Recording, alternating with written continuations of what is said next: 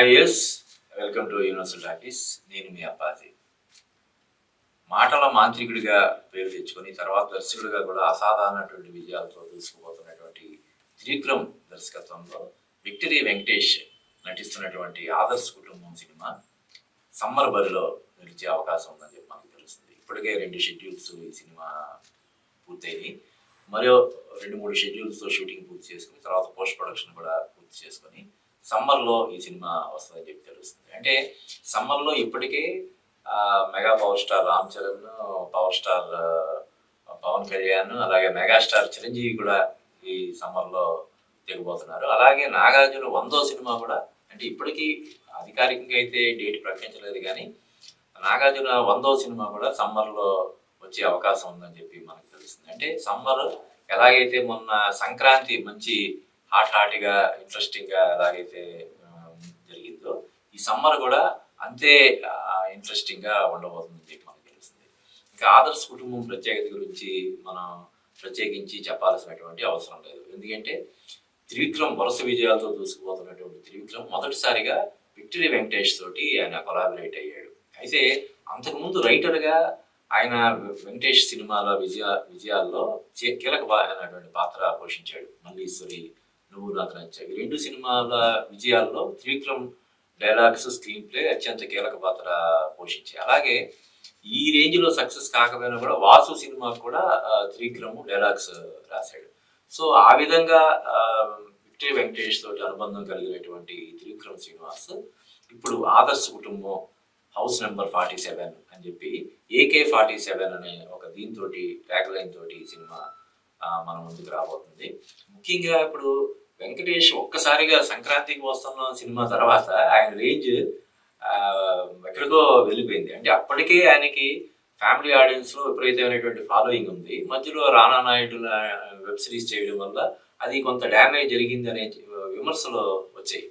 ఏంటి విక్టరీ వెంకటేష్ లాంటి హీరో ఇటువంటి బోల్డ్ సిరీస్ చేయడం ఏంటి, అసలు ఎలాగా అని చెప్పి కొన్ని విమర్శలు అయితే, అంటే కొంతమంది ప్రముఖులు కూడా ఈ విక్టరీ వెంకటేష్ ఈ సిరీస్ చేయడం పట్ల చాలా ఆశ్చర్యం వ్యక్తం చేశారు, విమర్శలు గుర్తించారు.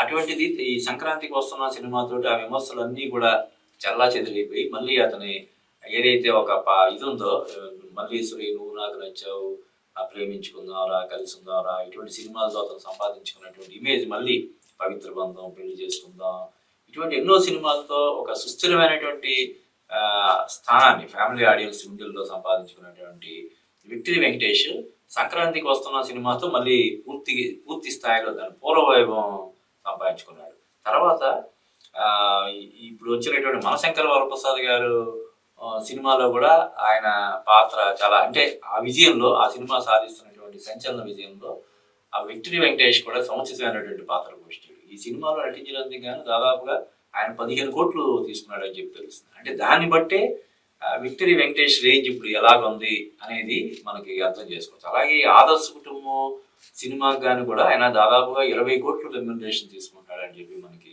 సమాచారం అందుతుంది. అంటే ఇక్కడ రెమ్యునరేషన్ అని కాదు, ఆయన రేంజ్ ఒక్కసారిగా ఆయన రేంజ్ ఎలా పెరిగింది అనే దానికి ఒక ఉదాహరణగా ఆయన తీసుకుంటున్నటువంటి పారితోషికం గురించి మనం ప్రస్తావించాల్సి వచ్చింది. అలాగే ఇప్పుడు దృశ్యం 3 కూడా త్వరలోనే సెట్స్ కి వెళ్ళబోతుంది. అంటే ఇప్పుడు ఈ సీనియర్ హీరోలు అందరూ కూడా, అటు రజనీకాంత్ కానీ, అటు బాలీవుడ్ లో సన్నీ డియోల్ కానీ, ఇక్కడ మన బాలయ్య కానీ, చిరంజీవి కానీ, ఇప్పుడు వెంకటేష్ కానీ, ఇప్పుడు 100వ చిత్రంతో నాగార్జున, ఆయన కూడా కూలీ, కుబేరా సినిమాల్లో కీలకమైనటువంటి పాత్రలు పోషించి ఇప్పట్లో నేను రిటైర్ అయ్యా, ఇది లేదని చెప్పాడు. ఇప్పుడు 100వ చిత్రాన్ని చాలా ప్రతిష్టాత్మకంగా ఆయన తీసుకొని ఆయన స్వయంగా నిర్మిస్తున్నాడు.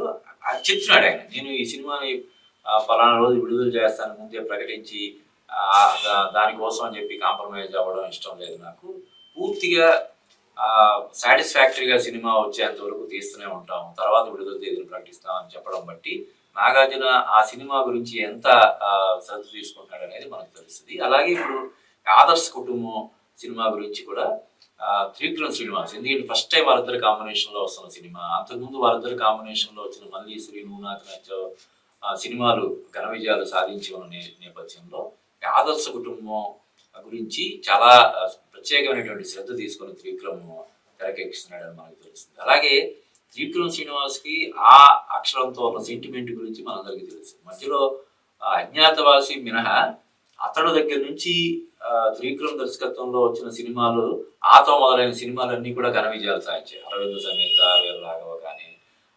అలవైకుంఠపురంలో కానీ, కానీ ఇలాగా చాలా సినిమాలు సూపర్ డూపర్ హిట్ అనే నేపథ్యంలో అదే సెంటిమెంట్ ని రిపీట్ చేస్తూ ఆ ఆ అక్షరంతో మొదలైన ఆదర్శ కుటుంబం సినిమా కూడా చాలా పెద్ద విజయం సాధిస్తుందని ఎవరైతే ఇప్పుడు అంచనాలు పెట్టుకున్నారో అంచనాలన్నీ తప్పకుండా నిజం అవుతాయని మనం ఖచ్చితంగా చెప్పచ్చు.